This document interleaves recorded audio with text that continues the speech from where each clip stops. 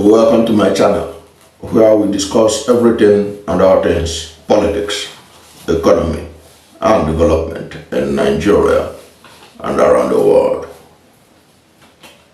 On April 10, 2024, Nigeria lost one of its best, Dr. Ogbonnaya Onu, a patriotic Nigerian by excellence, a man who gave his all for Nigeria, and Nigeria betrayed him. And Nigeria showed that it is a burial ground of dreams and dreamers. What we are going to talk about in this video is about Dr. Ogbonnaya Onu that you do not know, and how Nigeria betrayed him. Let's go. Dr. Ogbonnaya Onu was born 1st December 1951 to the family of His Royal Highness, late Eze David Abia Onu, Eze Adu of Uburu, in Ohosara local government area of Abia State, Nigeria. The academic brilliance of Dr. Ogbonnaya Onu manifested very early when he obtained grade 1 with distinction in his West African School Certificate examination at Easy High School, Easy, Abia State. He went further to obtain distinction in physics and chemistry at the Higher School Certificate examination at the College of Immaculate Conception, CIC, Enugu, graduating as the best overall student in that academic institution. In 1976, Dr. Onu graduated with a first-class honors degree in chemical engineering at the University of Lagos. He was the first person to get a first class in chemical engineering at the University of Lagos. He later obtained the doctorate of philosophy, PhD, in chemical engineering without passing through a master's degree program at the prestigious University of California, Berkeley, California, United States in 1980. On returning to Nigeria, Dr. Onu taught at the University of Port Harcourt as the pioneer head of the Department of Chemical Engineering. While in Port Harcourt, he became the president of Rotary Club of Port Harcourt and was also the chairman of the Nigerian Society of Chemical Engineers of Old Rivers, Cross River, and Akwa Ibom State chapter. Dr. Onu was the author of several books on various subjects, including philosophy, poetry, politics, development studies, biography, science, and technology.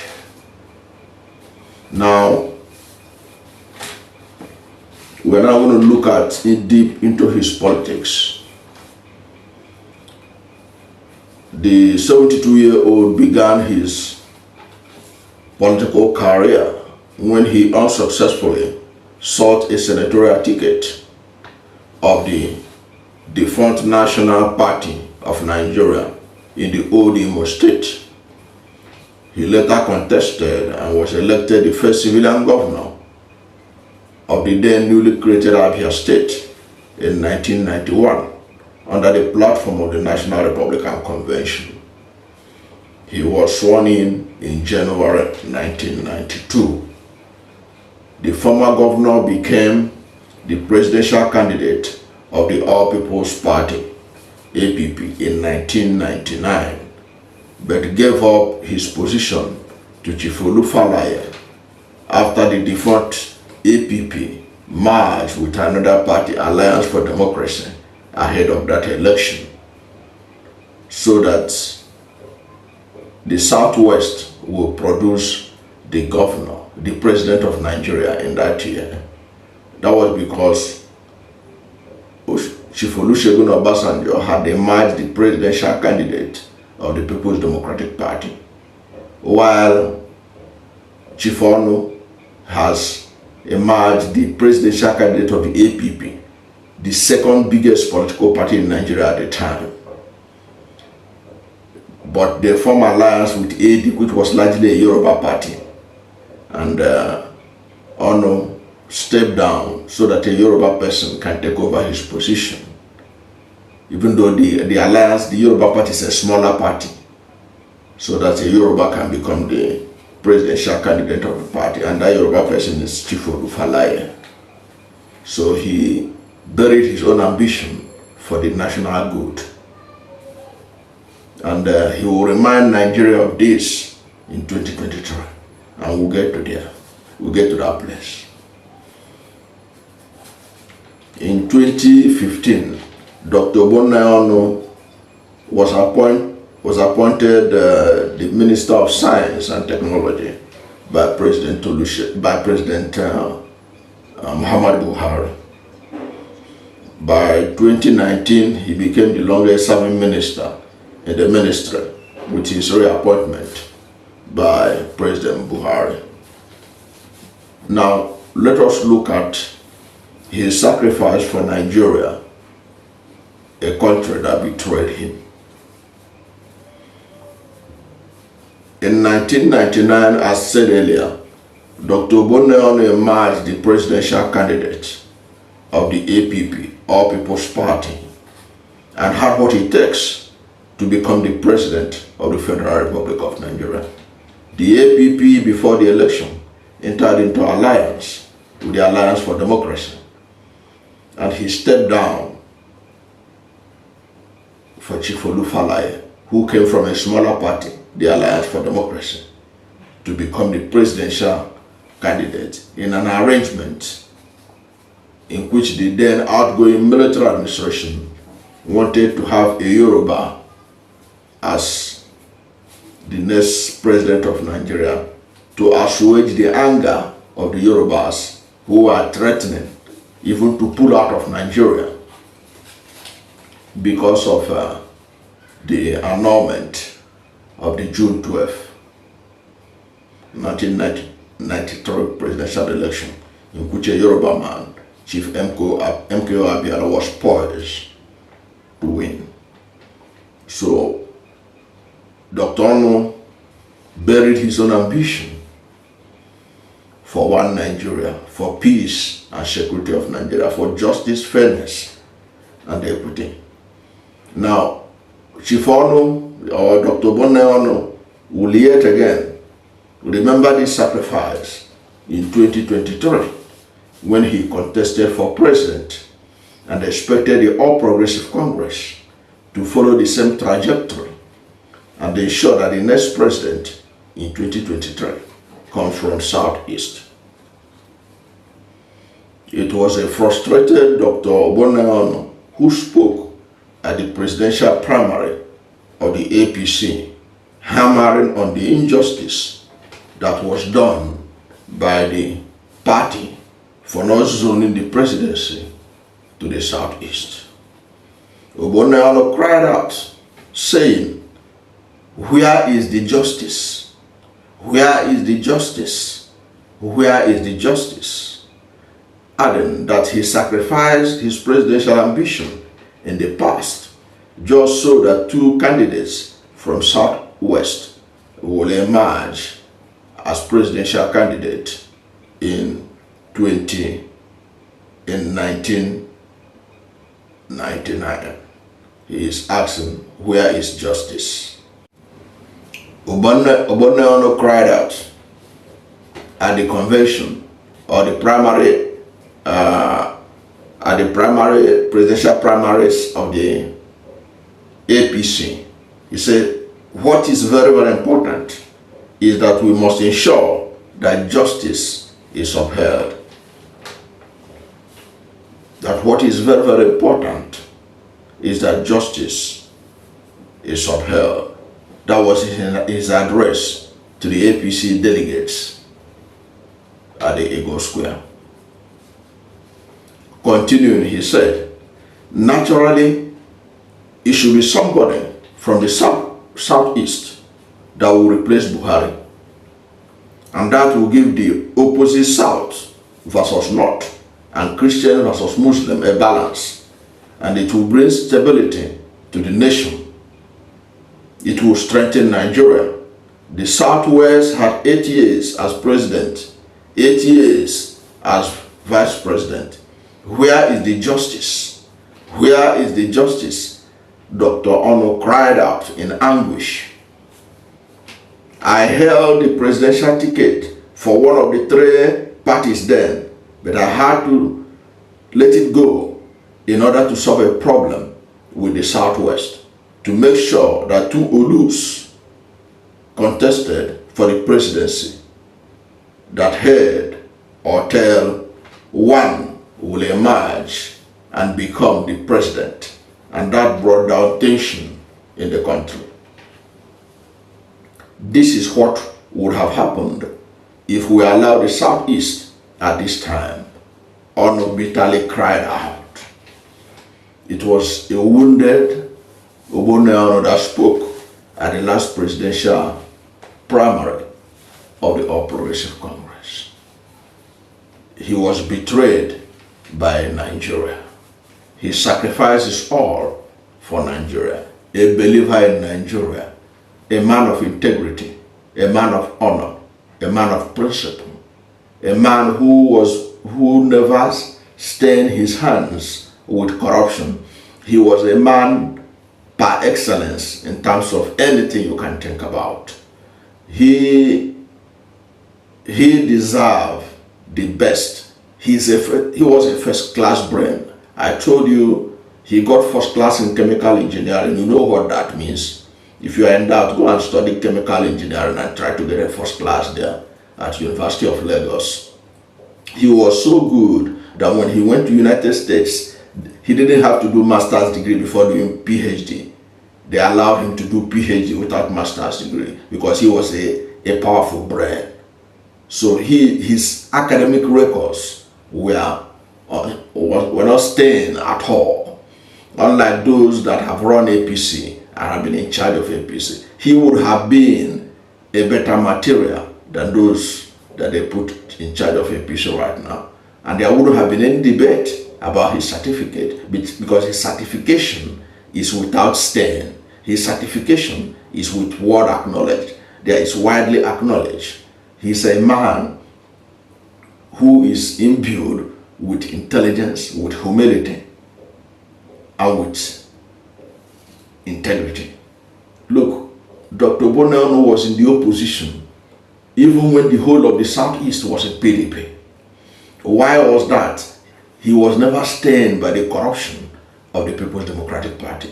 He was never tried to play politics of anywhere but first. He could have joined PDP. He could have joined PDP and became very rich like all the corrupt PDP leaders of that era. But he stayed put as an opposition in Southeast and in Nigeria. And when the party he helped to midwife, the APC, emerged the presidency or the leadership of the country, Dr. Ogbonnaya Onu, I had expected that he would be given the position of the secretary to the federal government because of his knowledge, because of his antecedent, because of his intellectual view. Everything about him indicates that he ought to have been made the secretary to the federal government of Nigeria. But Buhari thought otherwise. Buhari is not a man who believes in balance and all that. He was passed over, but in his humility, he still accepted to be the Minister of Science and Technology, where he did his best under the circumstance to move that ministry to the level that it is today.